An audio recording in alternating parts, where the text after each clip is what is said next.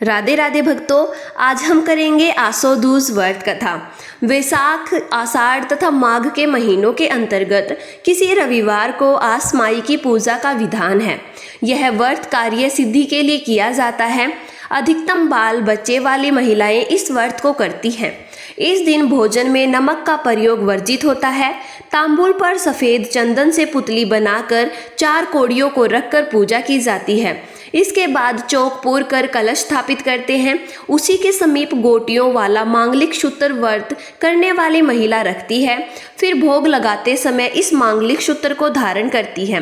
भोग के लिए 7 आसें इस प्रकार बनाई जाती हैं, तो व्रत करने वाली महिलाएं उसे ही खाती हैं।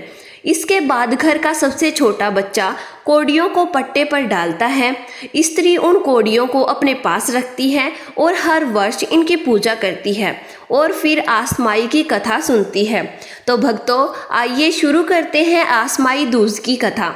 एक राजा के एक लड़का था। वह लाड प्यार के कारण मनमाने कार्य करने लगा था। वह प्राय पनघट पर बैठकर गुलेल से पनिहारियों की गंगरियां फोड़ देता था।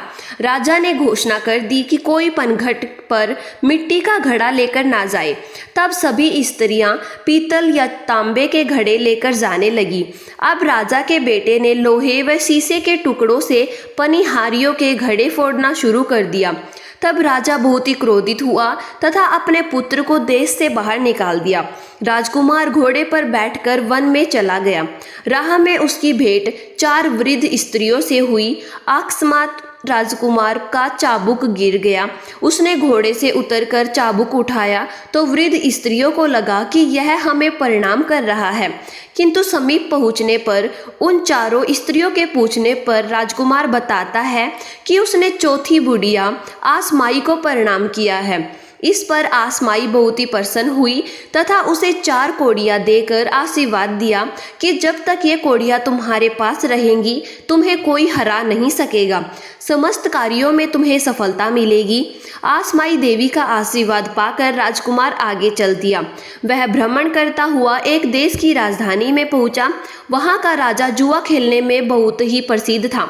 राजकुमार ने राजा को जुए में हरा दिया और राजा का राजपाट जुए में जीत लिया। बूढ़े मंत्री की सलाह से राजा उसके साथ अपनी राजकुमारी का विवाह कर देता है। राजकुमारी बहुत ही शीलवान व सदाचारिणी थी। महल में सास ननंद के अभाव में वह कपड़ों की गुड़ियों द्वारा सास ननंद की परिकल्पना कर उनके चरणों को आंचल पसार कर छूती तथा आशीर्वाद लेती। एक दिन यह सब करते हुए राजकुमार ने उसे देख लिया और पूछा कि तुम ये क्या करती हो। राजकुमार ने सास ननंद की सेवा करने की इच्छा बताई।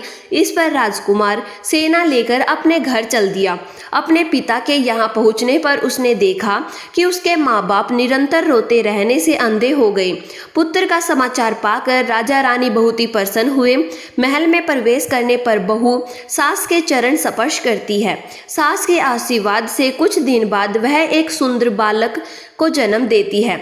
आसमाई की कृपा से राजा रानी के आंखों की ज्योति लौट आती है तथा उनके सारे कष्ट दूर हो जाते हैं।